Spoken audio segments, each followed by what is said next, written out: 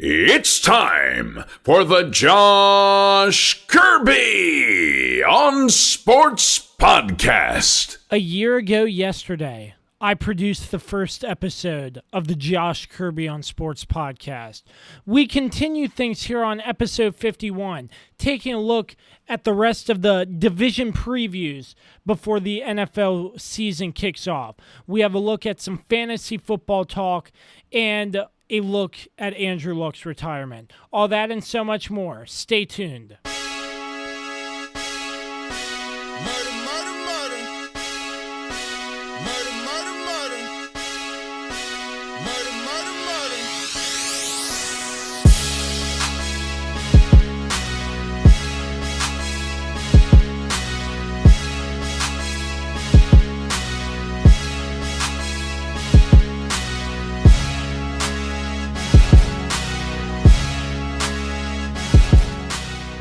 Indeed, I'm glad you connected. This is Dave Johnson, voice of the Washington Wizards. You have connected to the right place because you are listening to my man, Josh Kirby, on Sports Podcast. All right, episode 51 of the Josh Kirby on Sports Podcast. As always, I am your host, Josh Kirby. We're part of the Mayo Please Podcast Network. Make sure you check them out, www.mayoplease.com, SoundCloud, The Mayo Please, Spotify at The Mayo Please, Twitter at The Mayo Please. You can find them anywhere. Just search up The Mayo Please. And as always, we are sponsored by Route 11 Chips. Make sure to find a bag today inside your local Martin's, Food Lion, and Giant stores. And if you haven't catched last week's episode 50, it was a great one. I had Clinton Portis call in on the phone last week, and if you haven't checked it out, make sure you check it out because it is a very great episode. I know a lot of you have enjoyed it, and I appreciate all the support. A year ago yesterday, I started this journey on the Josh Kirby on Sports Podcast. I just cannot believe how much success I have had since the start of this podcast. A year strong, looking to keep things going into the 100th season of the NFL. I can't wait to bring you all great coverage throughout the NFL season. Hey, last week started it. Week 0 of the college football season. Some people called it week 0. But that marked the first weekend. The first day, I believe it was Saturday if I'm correct, the first weekend with football for the next 5 months. I'm pumped. I'm sure you are. So let's get this stuff started. Before we begin, thank you to Dave Johnson and JR Beats Official as always. And we're going to get into some more division previews. We're going to crank out the rest of these division previews, getting you ready for the 100th season of the National Football League. Starting off with the NFC West division with the Seattle Seahawks, Arizona Cardinals, the San Francisco 49ers, and the Los Angeles Rams. I want to start off with the Rams. The Rams, as you know, they got Sean McVay from Washington, and they had a killer year. The Rams made it to the Super Bowl, ended up losing to the New England Patriots. What a heartbreak that was. But, you know, the Patriots, one of the best. But the Rams, I see them not losing any ground. I mean, on defense, I want to talk about their defense first. Adding key additions in Eric Weddle and Clay Matthews, keeping that defense strong. Todd Gurley's still in the backfield. Jared Goff is still there. The Rams, I see them winning 14 games this season. I see them getting a first-round bye, making it to the playoffs. Heck, I would even like to see them make the Super Bowl again. I feel like Sean McVay in this Los Angeles Rams team is special. I think their defense is going to be loaded with Eric Weddle and Clay Matthews.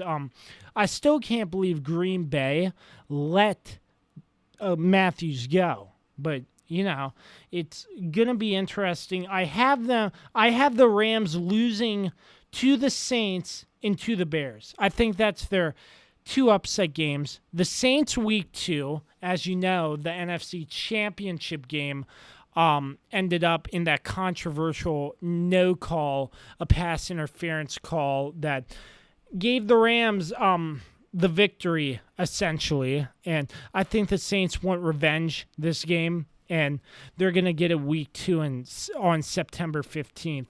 It's at the Coliseum, but still, I think the Saints are going to want revenge on this game, because if that was a pass interference call, they probably would have made it to the Super Bowl against the Patriots. So I have them losing to the Bears in Week 11 and the Saints in Week 2. I just don't see the Rams regressing at all. And I think they're going to be on top of the NFC West this year. Sean McVay is a great coach, and he's going to keep things rolling, in my opinion. Let's move right along to the Seattle Seahawks. The Seahawks, I still find them as a playoff contender. I predict them to be a wild card team this year. They still have Russell Wilson. They have Pete Carroll still under the helm at head coach.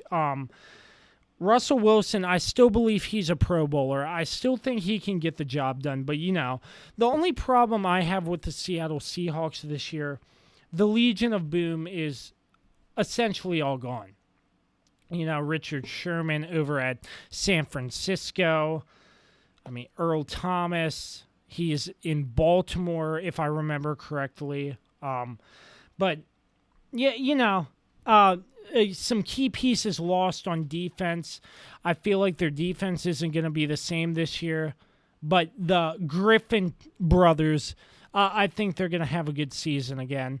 They have Chris Carson and Rashad Penny in the backfield at running back. I think they're going to have a good year, as always. And Russell Wilson, I could see him throwing for over 2,000 yards this year. It just depends on the offensive line and how they're going to turn out. I think it's going to be a good year for Seattle. Not the best year. I think they're going to have some regression. I can see them going 9-7 or 8-8 this year, second place with a wild card. I predict them a wild card or just missing the playoffs, because the West is a division. I think the West is a division where it's going to be a dogfight between Los Angeles and Seattle for a playoff spot. Los Angeles is definitely going to get that first playoff spot, but I believe Seattle, they're still going to get the wild card. But it's going to be a race 1 and 2 between the Rams and the Seahawks. I think the Rams have first place locked down, but, this is a prediction podcast. So, heck, maybe the Rams go 0-16. I don't know. But I'm just giving you my thoughts and my opinion. And I think the Seahawks have second place locked down. Moving on, I want to go to the San Francisco 49ers. The 49ers are a team, I feel they'll be in third place, pretty locked down. I think this division, once again, is locked in. But as you know, I'm just a guy talking about what I think. So, who knows? Maybe the 49ers will get 16-0. You never know. But anyways, Jimmy Garoppolo is still there. I think he's poised for a breakout season this year. George Kittle, one of the best tight ends in the league. But the 49ers, in my opinion, they're still struggling. But Jimmy Garoppolo and George Kittle on that offense, they still have Pierre Garçon, who hasn't played that great last season, if I believe. I haven't watched much of the San Francisco 49ers, but I think the 49ers can still get 4 to 8 wins. I can't really predict a solid number, but I think between 4 and 8 wins, solidly locking up third place. And the reason why I say they're locking third place is because of the Arizona Cardinals. The Arizona Cardinals, I believe, are going to have a very rough season. First-year head coach in Cliff Kingsbury. I still don't understand why the Cardinals hired him because he had a losing record in college. I've said this before, but Cliff Kingsbury, I think he's going to have a lot of work to do. You know, after last year, Steve Wilkes getting tossed after his first year. You have Kyler Murray, a brand new first-round quarterback. I think he's young. I think he's small. And this year, I think the Cardinals are going to be rebuilding. And Cliff Kingsbury, I remember saying this before. He is the one who is allowing cell phone breaks for the team. I feel like that's very unprofessional. That's just my opinion. But I think the Cardinals are going to be in last place, guaranteed, 0 to 4 games won. Because the Cardinals, I just think they're going to be rebuilding, and they'll be rebuilding for a little while. Who knows? I could be wrong, but yeah, I just don't see much from the Arizona Cardinals this year due to the fact Cliff Kingsbury, first-year head coach, Kyler Murray. You don't have that many weapons. Larry Fitzgerald is about the only guy I know who could be poised to have another 2,000, 3,000-yard season. I don't know, but he's almost on the edge of retirement. Who knows? Maybe he is retired. I'm not even sure if he's still there, but as far as I know, Larry Fitzgerald is a Cardinal still. But yeah, in total, I think the standings are pretty lock solid. The Rams in first, Seattle in second with the wild card, and the 49ers in third, and the Cardinals in fourth place, last place in the division. Moving right along, we're going to cover the AFC South now, and I wanted to get to the AFC South, another coinciding topic, with the Indianapolis Colts and Andrew Luck announcing his retirement from the NFL. Very early in my opinion, but I respect the decision from Andrew Luck. Pain has taken away his love for football. And I mean, he's gotten injured a lot, but Andrew Luck has been a player who did what he could with what he had. And he still played pretty well for the Colts and got the Colts a good amount of wins, you know, not usually playoffs every year. He was in the playoffs a couple of years, but not every year. But the Colts, they weren't that solid, but Andrew Luck had what he had, and he made do, and he played pretty well. And I respect Andrew Luck for that. And all the fans that started booing him, are you kidding me? Are you serious now? Like, for real. You were booing Andrew Luck because of retirement. Like, after that preseason game. I can't believe you all. Anybody who thinks Andrew Luck made a wrong decision by retiring is ridiculous. You know, like that Doug Gottlieb tweet. He's on FS1. I saw it on Twitter. He said, like, that's what millennials say now. Like, and it's ridiculous, you know? Andrew Luck, I think, there's a life outside of football. Football is just for, you know, until you can't play anymore, you know? And, you know, with mental health these days and whatnot, I think Andrew Luck made the right decision stepping away from football. He has a family. He has a life after football. And I don't think he should waste that getting injured still with an NFL team if pain has taken his love away from the game of football. Because you have everything to live for. The NFL is just a stepping stone. Like, in my opinion, you play, you do great, and you might have some losing seasons here and there, but the NFL, it's temporary, and you have a lot more to live for. And I respect Andrew Luck for that decision. All the fantasy owners who drafted Andrew Luck before he announced retirement, I do apologize to all of you because I just can't believe that he retired, but he ruined your league. So It's going to be the Jacoby Brissett show. I don't know who the Colts could pick up. I think Jacoby Brissett's going to be running the show. And I think after this Andrew Luck retirement situation, I think the Colts are going to be finding their identity this year. I could see them winning anywhere from 8 to 5 wins, in my opinion, with the shock of Andrew Luck retiring. I think the team is going to have to work with Jacoby Brissett, going to have to find some wide receiver targets and have a good line to protect him. Jacoby Brissett played very well in New England when Tom Brady wasn't there, but it's going to be interesting to see with the Colts this year.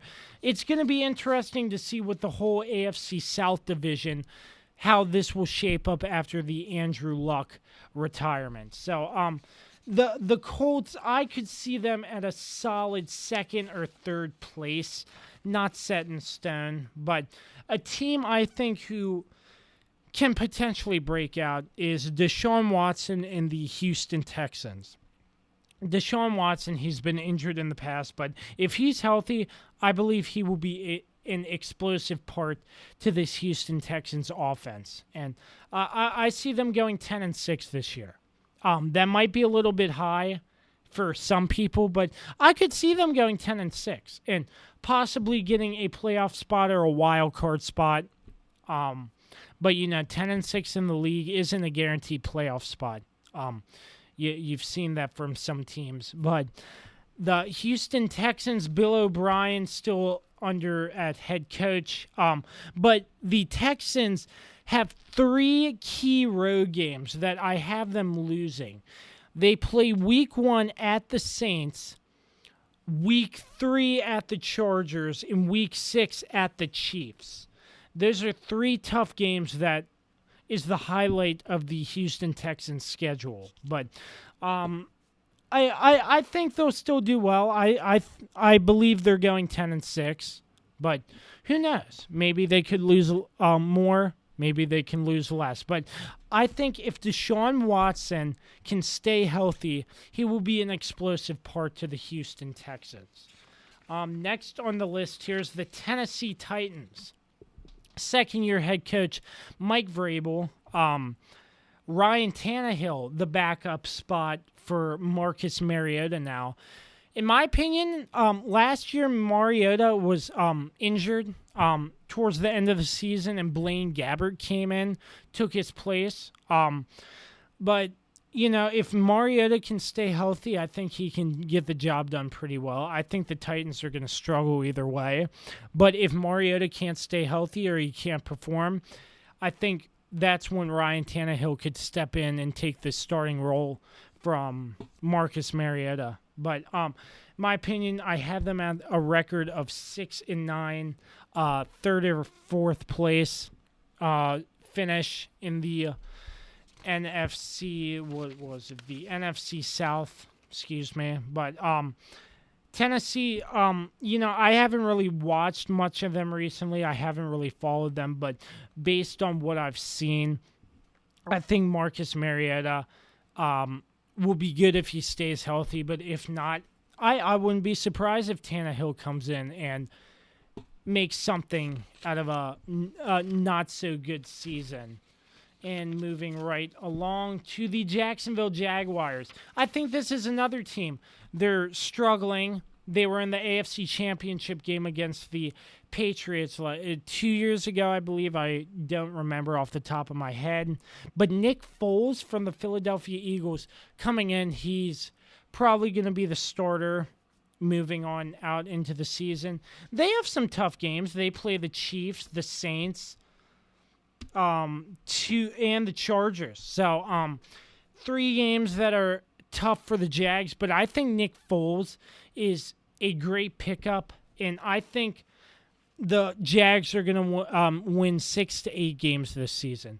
I think they might be more of a third-place finish team, but this division is up in the air, in my opinion. So we'll just have to see. In the defensive side of the football for the Jaguars, you have Josh Allen. I think he's going to be poised for greatness this season. He's a 7th-round draft pick. You have Jalen Ramsey still in Calais Campbell, who could possibly do great things for the defense this season. But you never know. You got to stay healthy in this league. But the defense, I could see them doing some good stuff. But the offense, Leonard Fournette behind Nick Foles, I think he'll do pretty well. But I think the Jags are still going to struggle. But who knows? I could see them. I could potentially see them winning 9 to 10 games. But I think in my predictions, I have them at a safe 6 to 8 wins this season. I have the Houston Texans going first place. I have Indianapolis going. I'm saying the second place team. See this. This division is so flexible after Andrew Luck's retirement. It's just so up in the air, in my opinion. So I'm going to put the Colts in third place. I'm going to put the Jags in second place. And the Titans, I don't know. I mean, the Titans, I could see them third to last place. The Colts, third to last place. The only team I could see making second place is the Jaguars. But, this division, I haven't really watched much of them. So, yeah, but I believe it's up in the air all because of this Andrew Luck retirement stuff. But who knows? That is the NFC West and AFC South for right now. I'm going to play a segment now talking about some fantasy football action, getting you in your fantasy football league ready for the start of fantasy football season with another special guest. Stay tuned for this episode, and we'll be right back to finish off the schedule previews. Stay tuned. All right, Josh Kirby back with you on the Josh Kirby on Sports podcast. As always, brought to you by Route 11 Chips. Make sure you find a bag today inside your local Martin's Food Lion and Giant stores. This segment I have on is sort of different. We didn't do this last year, but this time we have a special guest once again. We have Jason Kamlowski, a writer for Dynasty Football Digest and Prospects Live, bringing you all you need to know for your upcoming fantasy football season. So, Jason, thank you so much for taking the time to be on the show with us. How are you doing today? Yeah, I'm doing well. How are you doing? I appreciate you having me on. Yeah, I'm doing just fine, man. I'm looking forward to hearing what you have to say for what needs to be done for everybody to have a great fantasy football league this year. So tell us a little bit about your gigs writing for Dynasty Football and Prospects Live. Yeah, so the Dynasty Football Digest, it kind of came about. I played in what was called the Scott Fish Bowl last summer, which is the biggest fantasy football league in the country. There were 1,200 teams in the league. They break you down in different divisions. You get paired up with industry writers, across the fantasy football landscape. I actually won my way in playing a satellite, and we had a group text for the league I was in for our division. And one of the guys who was in the group text, he did kind of a call for writers back in February, and I sent him a message on Twitter, and he looked at some of my work. His name is Nate Cheat on Twitter. Nate looked at some of my work. Great guy, brought me on, and really he's just kind of giving me free reign to write about whatever I want. I've done my running back tiers, tight end tiers. I've done some team tiers. Did a lot of stuff leading up to the draft back in the spring, where I was breaking down film of quarterbacks, and then from that, Prospects Live, which is a baseball prospects website. They one of the guys that I used to listen to on the Razzball podcast, Ralph Lifshitz, he started his own website, and he put out kind of the same thing. And so I sent him some of my work from the football website, and it was kind of the same thing. he interviewed me, looked at some of my work, and so they brought me on. So I've went to some baseball games, some minor league games around the area this summer, and I take video and write about what I see. And we're about to bring out our top 100 baseball prospects. We're going to do a postseason top 100, so that'll be coming out probably sometime in October, and we'll have blurbs on all 100 guys. So you guys can look for that. So that's kind of how I got into this, and really it was just being in the right place at the right time. Yeah, same thing with me. Right place at the right time. So, I will tag Jason on Twitter when we post this segment. But for right now, let's get into some fantasy football. I want to start off. In your opinion, what are the keys to success this season in winning your fantasy league? Yeah, I think with anything, with any league that you're in, you kind of got to know what the draft room is, and I think the biggest thing before you go in, it just depends on where your draft spot is. I would mock draft as much as I could. That's something that has worked out for me. I'll go into either Fantasy Football Calculator or some of these other mock draft sites, and I'll try to mock out of different spots just to see who's coming at me at these different spots to kind of formulate a game plan and see where I'm at after the first 3 or 4 picks, because you're probably not going to lose your fantasy draft in the first or second round, right? I mean, you're probably going to be able to make a solid enough pick in the first 2 rounds, but it's really when you get into that 5th and 6th and 7th round, I think doing the mock draft process is a good thing for any fantasy owner to do, prior to heading into their draft room, just so you can kind of fiddle around with it a little bit and see what's going to fall to you, depending on, do you want to go running back, wide receiver, or do you want to go running back, do you want to go wide receiver, do you want to jump up and grab one of those top 3 tight ends? And I think just playing around with that to see, what the roster construction looks like and what works best for you, that is something I would definitely recommend for sure, is jumping on one of those and just kind of seeing, what the roster construction is that you are most comfortable with when you leave your draft. Because really, I mean, any fantasy team, I mean, it's yours for 16 weeks. So it's a living, breathing thing. And it's one of those, you've got to be able to work with this for 16 weeks, and it's a grind. But when you come out of the draft, you want to be comfortable with what you have, on paper for a starting point with your team. Yeah. So, moving into the different types of drafts, in your opinion, what's more better to work with, a snake draft or an auction draft? And in your opinion, what are the differences between the two? With the auction draft, you have a chance to get anybody, right? I mean, yeah, with an auction draft, and that's the fascinating thing about fantasy football is you can play in so many different types of leagues, and you can get into a best ball situation where you just you draft 25 guys, and they just take your top lineup for the week, and you don't you just set it and forget it. You just let it play out. But I think the auction draft is probably the most fair way to go, because you have a shot at everybody. If you're doing a snake draft and you're picking out of the 7 or 8 spot, there's virtually no chance that you're going to get Saquon Barkley or Alvin Kamara or Zeke Elliott. I mean, unless something crazy happens in your draft room and one of those guys fall, which is just so rare. I think the auction format just gives you more of an opportunity to get these guys, and you can kind of build your roster however you want. I mean, I've been in auction drafts where guys have spent a ton of money on three studs, and then just kind of filled it in from there. So they may go and spend a ton of money on Saquon Barkley and Alvin Kamara and Devontae Adams.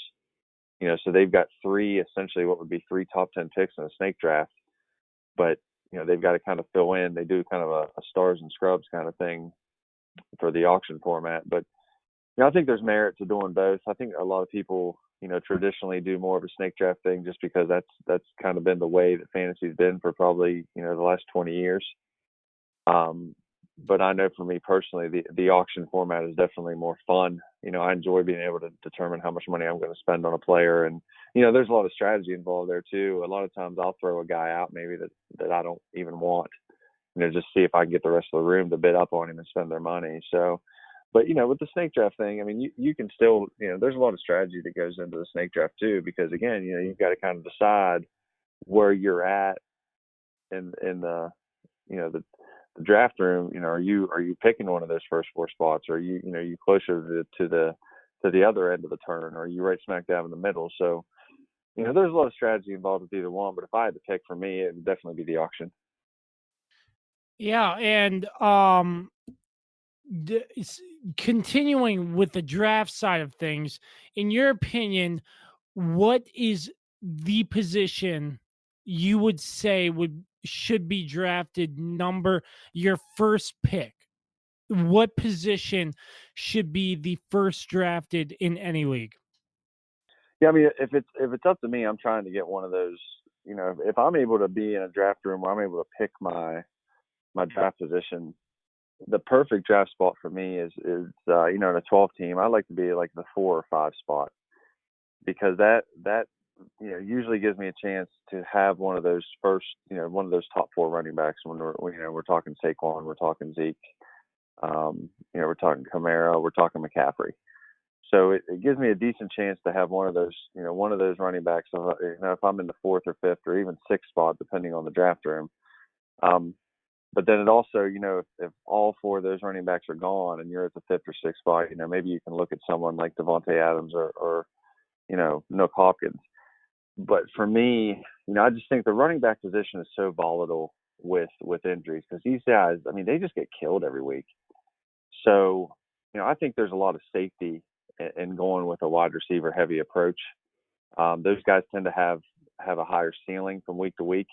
And with the way the game is going, I mean, even their floor anymore is as good as most running backs outside of those guys that are, like McCaffrey or Barkley, where they're catching, 80, 90 balls in a season.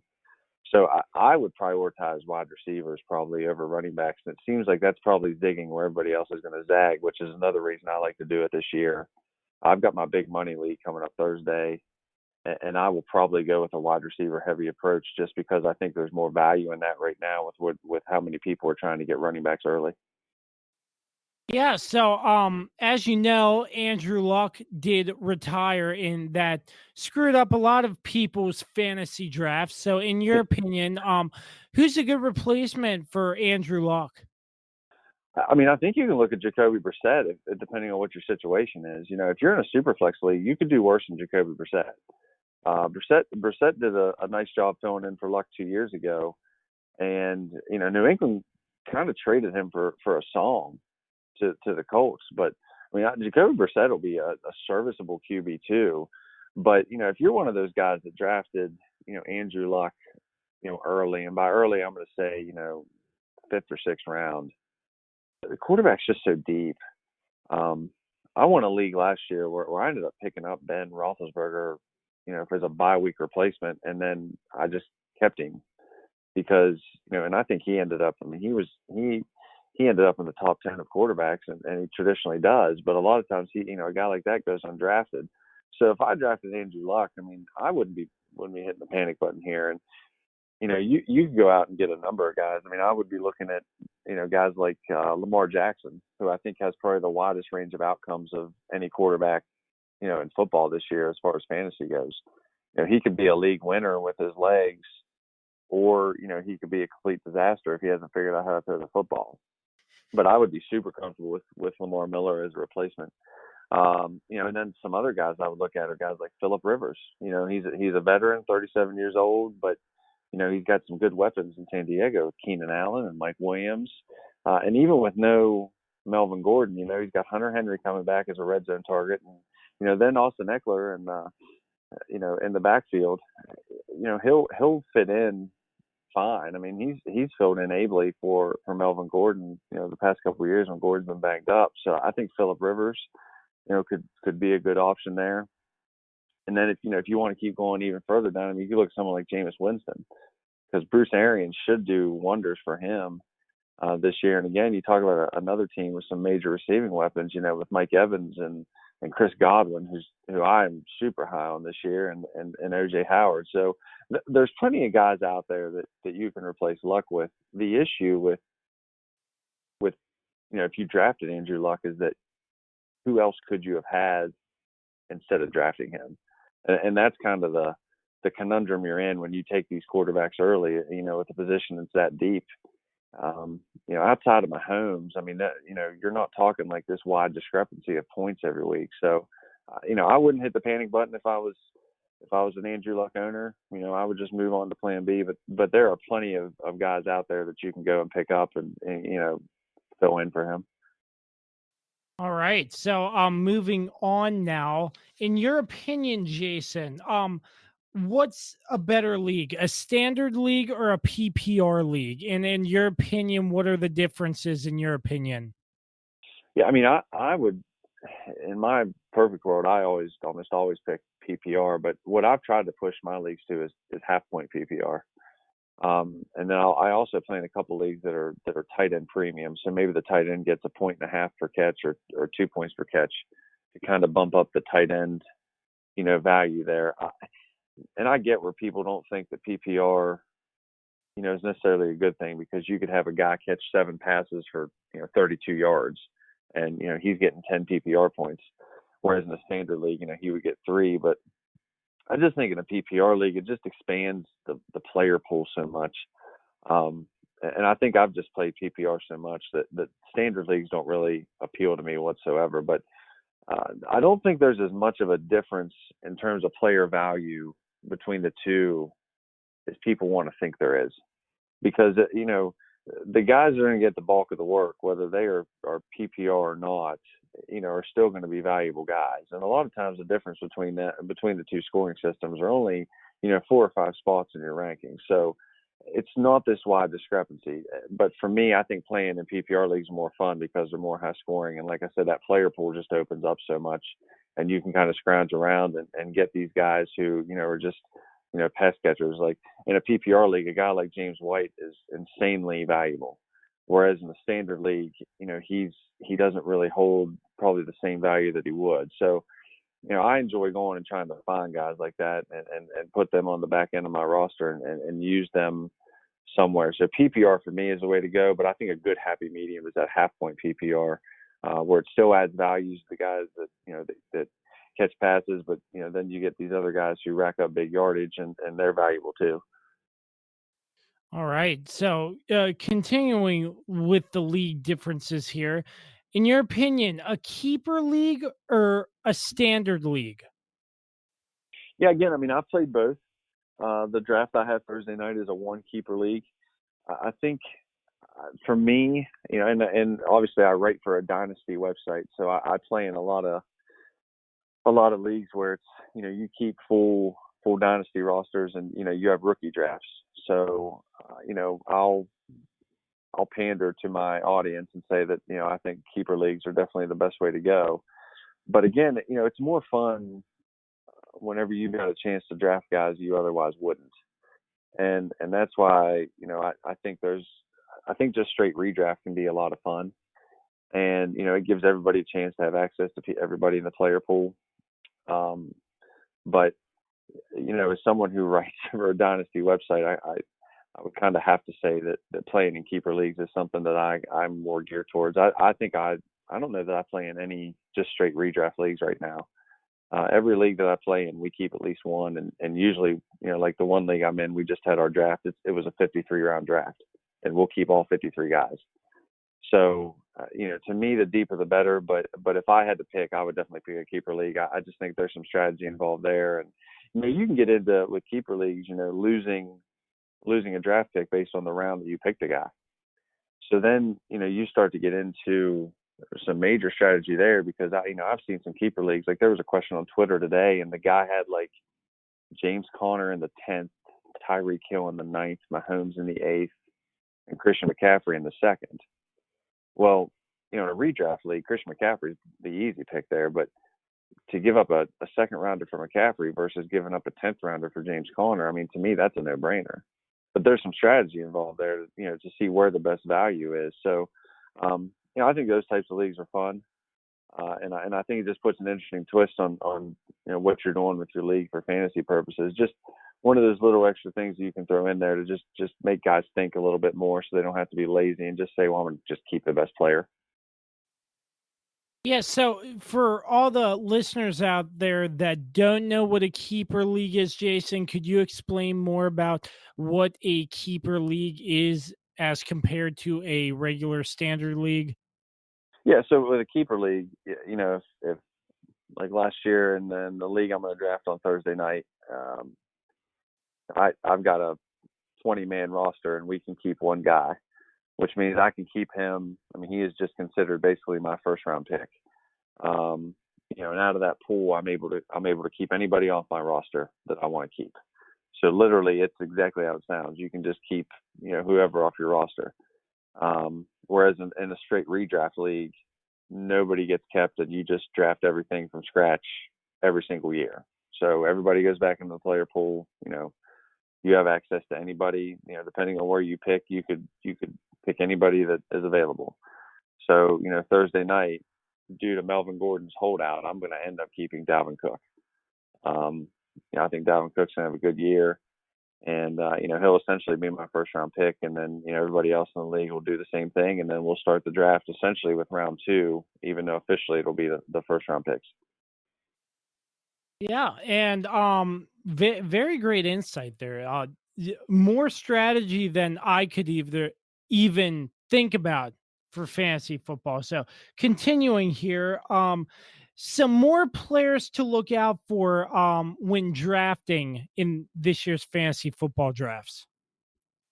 Yeah, there's a couple guys this year, and I'm going to start with later rounds targets. There's a couple guys that I do not want to leave my draft room without picking, and one is Matt Breida in San Francisco.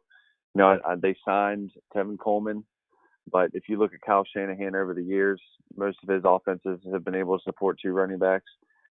Breida is an excellent pass catcher out of the backfield, and he's just tough, man. He plays through injury every week.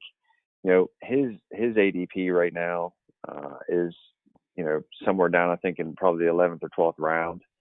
So Matt Breida is a guy, I think, when you look at him, just what he brings to that offense, even if it's him and Tevin Coleman kind of in a timeshare situation, when you look at the value on a guy like that, especially in a PPR league where he would definitely give you, those catches out of the backfield. I mean, he made a catch the other night from Jimmy Garoppolo for a touchdown. I mean, it was a great throw, which was good to see from Garoppolo, but he just made a tremendous catch.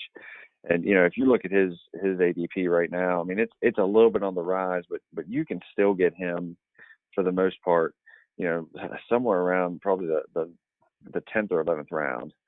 So he's one guy that I'm not leaving my draft room without picking up. Another guy, again, a late round target, probably not as late as he would have been, is Darwin Thompson, the running back in Kansas City. And probably we have a Slack chat channel for the subscribers to Dynasty Football Digest. But back in late July, I got on the Slack chat and I said, guys, the handcuff in Kansas City is Darwin Thompson. It's not Carlos Hyde. Carlos Hyde is just not good at football. And I said, Darwin Thompson fits exactly what Andy Reid wants to do. He catches the ball in the backfield. He's shifty. And sure enough, I mean, he's really popped, off the page the first 3 games. And Andy Reid has even, praised him, when it comes to blitz pickup. I mean, he had a blitz pickup the other night against Pittsburgh. And, I mean, he just absolutely dumped the guy. And that's really, for these rookie running backs, what matters. So Darwin Thompson is another late round running back. For someone like me who will probably go with the wide receiver heavy approach on Thursday night, I mean, Breida and Thompson represent 2 guys that by mid-season could have huge market shares of the carries based on just performance and injuries to other guys. I mean, I don't think Damian Williams is a lock to do anything in Kansas City in terms of getting 250 touches or so. So those are 2 guys at the running back position that I'm super high on. Kind of moving to tight end. I think at tight end you have a decision to make. You either go after George Kittle or Travis Kelce or Zach Ertz, or I think you kind of have to wait. But a guy, and again, a late round guy, but a guy that I love is Mark Andrews in Baltimore. And last year Mark Andrews kind of had a great connection with Lamar Jackson. And I wrote up Mark Andrews in my tight end tiers back when I did them in July. And Mark Andrews was a guy that I said could potentially be a top 10 tight end this year. And he averaged, he had over 500 yards receiving last year, which for a rookie tight end, playing in Baltimore's offense is impressive. And, it sounds like, and it looks like everything you've seen in camp and in preseason games that Mark Andrews could be a guy that could really pop off the page. And he's another guy that you can get in the late rounds, double-digit late rounds, and kind of wait on tight end if you miss out on one of those top three guys. So he would be another guy that I would look at late. I think, if you want to look at some late wide receivers, I think James Washington from Pittsburgh, and he and Mason Rudolph have had a great connection this summer. Whether it's in camp or in these preseason games, but James Washington has absolutely just outplayed Dante Moncrief, and I'm not real sure what the plan is for Dante Moncrief. And I know some people still think he's going to be the wide receiver too, but if you look at the Steelers and their track record of second-year receivers, even since Hines Ward, receivers in Pittsburgh that are in their second season tend to just explode. Juju last year, incredible year. Sophomore season, incredible. Martavis Bryant, his sophomore season, had 1,000 yards. You want to go back to Plexico Burress, same thing. Sophomore season, exploded, had 1,000 yards. Antonio Brown, his sophomore season, that's kind of when he burst onto the scene. Hines Ward, his sophomore season, that's when he burst onto the scene. If James Washington can take that number 2 wide receiver spot in Pittsburgh and kind of grab hold of it, you could be looking at a guy that could catch 70 passes and get close to 1,000 yards and score some touchdowns. So he's a late round wide receiver target that I'll be looking at to maybe draft as my wide receiver 4, and hope for some upside there. But moving into some guys in the earlier rounds, even earlier that, and you got the obvious picks of like I said, you got Saquon, you got Zeke, you got Alvin Kamara, you got Christian McCaffrey, DeAndre Hopkins. I mean, you got all these studs in the first couple of rounds, and I don't really think you can go wrong. But a running back that I've kind of planted my flag with, and I wrote him up back in the spring, is Chris Carson in Seattle. That guy, last year, he had 1,200 yards rushing. And, it sounds like this year he might even catch some passes, but he really fits what Seattle's offense wants to do, which is just get downhill and really just destroy people. And, Chris Carson is a guy who I think is really underappreciated because a lot of people think that Rashad Penny is going to get all these carries, but, I don't think that's going to be the case. I think Carson had too good of a year last year. I think Carson, even the year before that, before he got hurt, has just been he's been really good in the time that he's been in Seattle. And for a guy that, you're probably looking at a 4th round pick for someone like that, I really think that he's a guy that, I think in the 4th round you could do much worse than Chris Carson. And then you start to look at guys like and I think this is an underrated player too. And, it just seems like he always ends up in the top 24 wide receivers, Jarvis Landry. And everybody's going to look at Odell Beckham and Baker Mayfield and Nick Chubb, but Jarvis Landry just seems to go out and catch passes every year and does his thing and ends up being a wide receiver 2 with upside. So, he's another guy that's getting overlooked. And if you're asking me if I would rather have Odell Beckham in the 1st round or, Jarvis Landry in the 6th round or the 5th round, I mean, I would much rather prefer, Landry's price tag. Even though I think Odell's going to ball out, I would much prefer Landry at that price tag just because of the volatility of that Cleveland offense.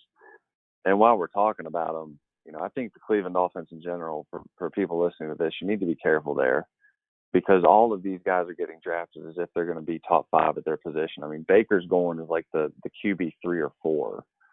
Odell Beckham's going as like the wide receiver 4 or 5. Now with Duke Johnson out of the way and that kind of being Nick Chubb's backfield, he's getting drafted, as a back end running back 1. David Njoku is getting drafted as a top 12 tight end. I mean, for all of these guys to finish with where they are relative to their ADP, I mean, you're talking like a top 5% outcome. So I would be real careful about investing too heavily in the Browns, because either, if they're going to have this incredible year where all these guys pan out and they hit value, I mean, you're going to talk about a team that looks like the Patriots from a couple of years ago, and they had Randy Moss and Tom Brady was throwing 50 touchdown passes. So I'd be careful there. Great insight there on players to look out for, Jason. And the next question for you: what is the importance of studying each player you're trying to get and trying to space out the bye weeks so you don't have multiple people on the same bye weeks? And how do you go about switching your good players who are on a bye week with players who can get back some of your points from that week? Yeah, I mean, in the draft room, that's not a high priority thing for me. Is not, I don't necessarily base a decision off of bye weeks, just because so much can happen in the NFL with injuries. By the time a lot of these teams get on their bye week and week 6, 7, or 8, if you've done it right on the waiver wire, you've probably picked up a couple guys that are going to fill in anyways. I think the thing to keep in mind with bye weeks is don't let it be the end all be all guiding force for you whenever you're making your draft picks. But obviously don't pick 3 wide receivers that all have, a week 8 bye week. But if I'm looking at, 2 players and I think one is absolutely better than the other, but that player, has the same bye week as another guy I've already picked at the same position, that really for me doesn't mean anything. I'll get on the waiver wire, I'll find some guys, I'll piece it together for a week, do whatever I got to do, because the fact is, every owner in your league is going to have to figure out how to deal with the bye week situation. So it's not like you're the only one in the draft room that's got to deal with that. So be aware of it, but don't let it be the reason why, the sole reason why you make a decision on a player. Draft the player because he's the best player available. Don't draft the guy because he's going to fit in, during a bye week that's going to happen, 2.5 months from now. He might tear something or break something, or somebody else may do that, unfortunately. And you may be able to pick up his replacement, and then the bye week situation solves itself. So, be aware of it, but don't be so stuck in it that you end up making a bad choice on draft day. Yeah, good, great stuff there. And before we let you go, 2 quick questions for you. Defenses in the fantasy football leagues, who you picking? The first thing I'd say about defense is, and again, I've got to kind of show for my audience, I would look to go, if you play in a league that uses team defenses, look at going to IDPs, and that's individual defensive players. And I'm not saying you got to go IDP heavy. Maybe you add a linebacker and a defensive lineman and a safety the first year. But it's much more fun when you can draft individual players at these positions than drafting a defense. Because, with defensive scoring the way it is, if I'm picking the Chargers, or I think the Cowboys would be the team I would tell most people to pick, because they get the Giants week 1. If you're in your draft and you're like me, I'm looking at the Cowboys because they've got the Giants week 1. Eli's going to throw at least 2 interceptions. They're going to get a bunch of sacks. But the thing is, if Dak Prescott throws a pick 6, that counts against your points for your defense. So I think, look at going to IDP. That would be one of the things I would tell everybody. Look at going to IDP. Move your league to an IDP league instead of doing this team defense thing. It's more fun. Again, it's a bigger player pool. And if you start slow and you start out with just a couple IDP players, it's not that much research to do. The partner site of Dynasty Football Digest is called idpguys.org. And they do an incredible job of getting content out there for IDP. And not a whole lot of people know about it, but I know that since joining up with them, I did a draft Sunday that was strictly IDP. Like, there's no offensive players on the teams. And it was definitely different, but I think it's going to be a lot of fun. So that would be what I would be looking towards. But to answer your question, The Cowboys would be a team I'd look at on draft night just because of their first week matchup. The Chargers are another one. I think the Chargers are loaded. Even though they're going to face Mahomes twice this year, I think the Chargers are loaded defensively. And, I know losing Derwin James hurts, but I just think the Chargers have so much talent on that defense. And then, again, Pittsburgh. They've looked great in the preseason so far. And, they don't get the respect that they deserve anymore because they've been so bad the last couple of years. But it looks like they're healthy up front. It looks like Devin Bush is going to make a difference in the middle. So, if you want some defenses, and don't be that guy who picks a defense in the 10th round or the 8th round, it rarely does that work out where that defense returns value. From year to year, there's so many changes on defense, and there's just so much volatility there. Wait until your last pick of the draft to pick a defense. Save yourself, that humiliation is what's going to be. Don't take the Bears in the 8th round because you think they're going to be this monster defense. Pick a defense with your last pick, build value in your other picks, and just go get someone who the first week you can target that's going to face a team that's going to throw a lot of picks and is going to get a lot of sacks. All right. Last question for you here, Jason. How many fantasy football leagues are you in this year? Too many. Let's see. 1, 2, 10, 11. Wow. If you count best ball leagues, oh Lord. If you count best ball leagues, it's probably 20. The best ball is easy. You just draft it and the high, they take your high score every week. You don't have to make free agent pickups or anything like that. It's draft and go. I'm probably in 20 leagues. Sunday mornings will be busy. Tuesday and Wednesday nights for waivers will be busy. But some of those leagues are dynasty leagues too. So, sometimes they're a little bit less maintenance in terms of pickups just because some of them are so deep. So, but yeah, when I'm writing for this site, and I talked about this on the site's podcast a couple of weeks ago, I'm providing people a service as it goes. And I think it's important for me to play in every type of league that I can, just to make sure that, if somebody in Slack has a question, I want to be able to answer it with experience. So if I've got a guy who's in a 16-team PPR league that keeps 2 players, I want to have some kind of experience playing in something close to that so I can answer his question off of, what I've done in the past. I don't want to just fly into a blind and be like, well, this is what I would do. Because, I'm playing with somebody else's roster, which really, it isn't fair to them if I just, answer the question without having some kind of basis of knowledge. So, yeah, I try to play it as much as I can, and I'll slide into some DFS too on DraftKings and FanDuel on Sundays, and I'll have Sunday ticket on, and I'll be hanging out downstairs with my kids and watching football. It's a great time of year though, Josh. This time of year is the best. I think the fall is awesome with all we have going on with football, and it flies by, but this is a great week, and I'm looking forward to getting started. Yeah, I'm looking forward to football season. I'm counting down the days. I cannot wait for the 100th season of the NFL to kick off. Jason, a lot of great content for you. Thank you so much for taking the time to be on the show with us. Once again, that is Jason Kamlowski. You can find him on Twitter at Jason Kamlowski. I will tag him in this segment. And wish you the best of luck in all your leagues. And thanks for all the great insight, Jason. Hey, you too, Josh. You guys that see me on Twitter, ask any questions that you want to ask. The DMs are open, or you can just shoot me a message on Twitter. I'd be happy to help out, happy to answer anything you guys got, and best of luck this year. All right. That's Jason Kamlowski. Thank you, Jason. Hey, you're welcome, Josh. Thank you. The Josh Kirby on Sports podcast, part of the Mayo Please podcast network, is sponsored by Route 11 Chips. Make sure you find a bag today at your local Food Lion, Martin's, and Giant stores. Be sure to look us up on social media as well. For Facebook, the Josh Kirby on Sports podcast.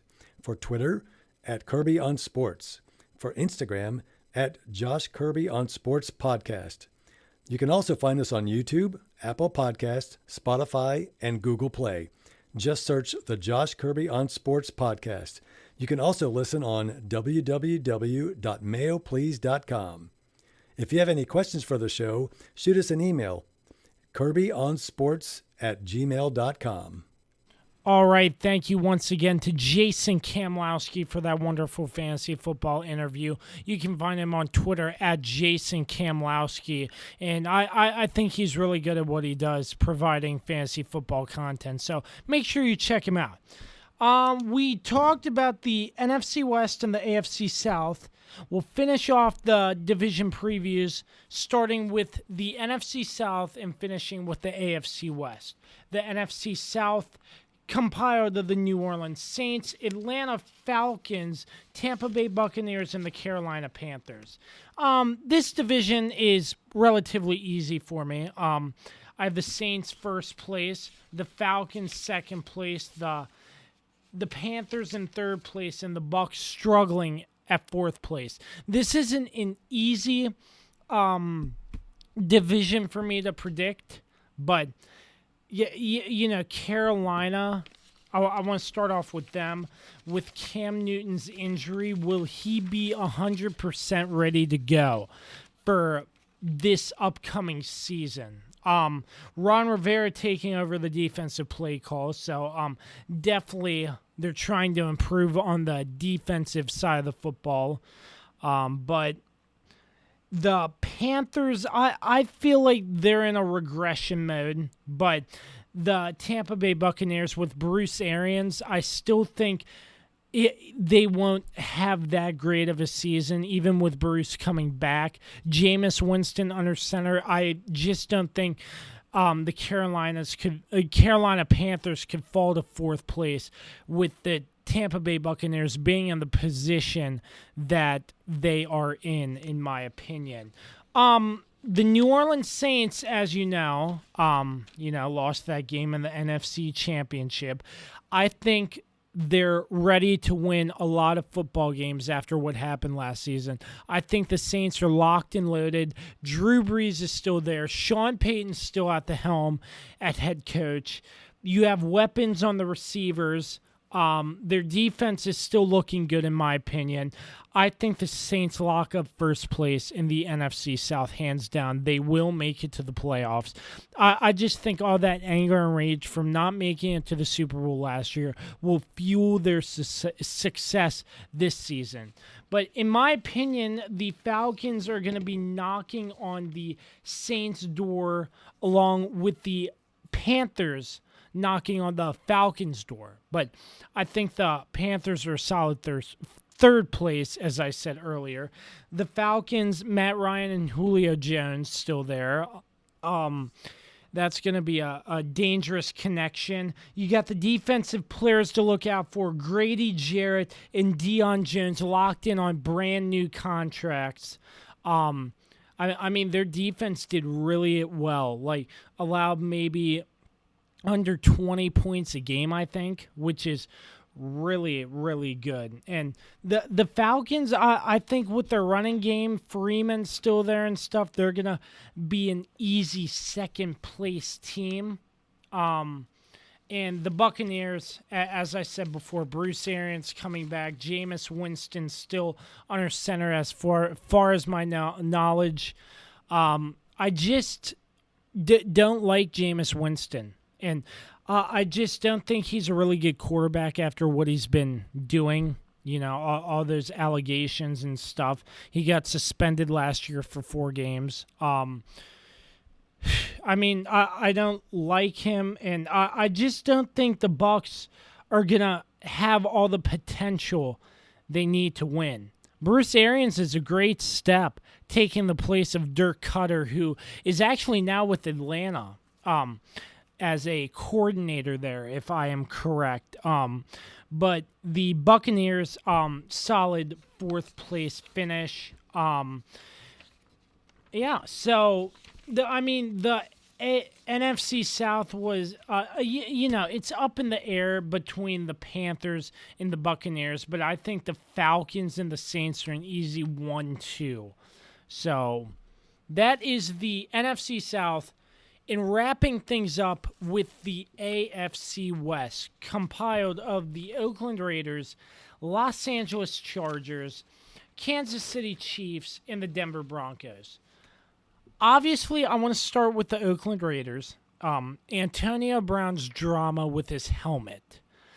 I still don't understand him, and I probably never will. Drama with Antonio Brown. John Gruden in his second year.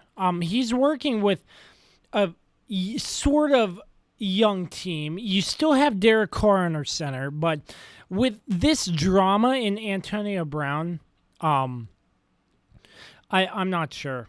I just don't know. I can't really make an accurate prediction on what the Raiders are going to do. Last season, they went 4-12. I wouldn't be surprised if they went 4-12 again this season because I think the Raiders have a lot of work to do. But, you know, I wouldn't be surprised if John Gruden can turn that team into a 5, 6, or 7-win team. But I still think the Raiders will be in 4th place in the AFC West this season. And the two teams I want to talk about, the Kansas City Chiefs and the Los Angeles Chargers. The Chargers, as you know, Melvin Gordon is holding out. Who knows if he will be back for week 1. But you have Hunter Henry, who is a great addition, a great role at running back to replace Melvin Gordon if he decides to hold out. The Chargers, I have them at a 10-6 or 11-5 record, second place, playoffs, no doubt. The Chiefs, they're going to be in first place. You know, last season they made the mistake of letting the Patriots beat them with an offsides penalty. But you're looking after this Kareem Hunt loss, Darwin Thompson, like Jason said in that segment I had with him earlier, look out for Darwin Thompson. I completely agree with him. I can see the Chiefs losing maybe 2 games this season, one to the Chargers and one to the Patriots. But other than that, I think this team's loaded. Still, Patrick Mahomes, still going to be great. And, you know, I don't see much regression from this team. But the Chiefs, hands down, they will make it to the playoffs at first place, in my opinion. And last but not least, the Denver Broncos. Joe Flacco, new team, new home in Denver. But, you know, he's on the downhill of his career. So who knows if he will play well, you know? So look out for Drew Lock, the backup quarterback, just in case Joe Flacco can't get the job done. Because if Joe Flacco can't get the job done, I think they're going to make the change for Drew Lock out of Missouri. And I don't know. I see them a third-place team, probably 6-8, 7-9 team around there. I say Joe Flacco is a great veteran to have on the team, hands down. But if he doesn't play well, he's going to teach that next guy up in Drew Lock because I assume he will be the eventual starter in Denver. My opinion, the AFC West is pretty set with the Chiefs in first place, the Chargers in second place, the Broncos in third place, and the Raiders in fourth place. So, without further ado, that wraps up all the division previews. I'm glad you all tuned in for all this. It was really great. Thanks to Dan once again for joining me for some of them, and I'm finishing off the rest. So that's all your division previews, getting you ready for the 100th season of the National Football League, and that wraps up this episode of the Josh Kirby on Sports podcast. Make sure you find us on social media platforms, Facebook, Twitter, Instagram, and you know where to find us. Streaming the Mayo Please, the Josh Kirby on Sports podcast, Apple Podcasts, Spotify, Google Play, YouTube, SoundCloud. Make sure you email us, kirbyonsports@gmail.com. Thanks once again to Route 11 Chips, Dave Johnson, and as always, JR Beats Official. You know, NFL's right around the corner. I am very excited. And the next time you will be hearing from us, me or us, if I get somebody else in or Dan wants to join, will be after the start of the 100th season of the National Football League. It's starting. College football and the NFL are like a week away. College football starts tonight as we're recording. I think Clemson's playing, but we'll get you news from everywhere. College, NFL, anything. We're back, baby. I can't wait. Till next episode, Josh Kirby signing off, saying so long and peace out.